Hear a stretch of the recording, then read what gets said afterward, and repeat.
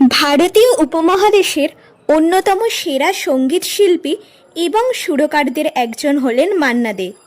হিন্দি, বাংলা, মারাঠি, গুজরাটি সহ প্রায় 24টি ভাষায় তিনি 60 বছরেরও অধিক সময় সঙ্গীত চর্চা করেছিলেন। মান্না দে গায়ক হিসেবে ছিলেন আধুনিক বাংলা গানের জগতে সর্বস্তরের শ্রোতাদের কাছে ব্যাপকভাবে জনপ্রিয় ও সফল সঙ্গীত ব্যক্তিত্ব।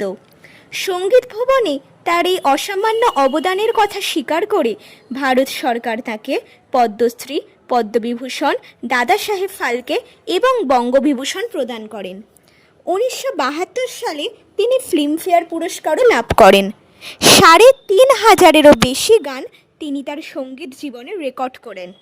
তার জনপ্রিয় গানগুলির মধ্যে কফি হাউসের সেই আড্ডাটা, তীর ভাঙা ঢেউ আর নীর ভাঙা ঝড়, যদি কাগজে লেখো নাম, সে আমার ছোট বোন, শাওন রাতে যদি, ইত্যাদি।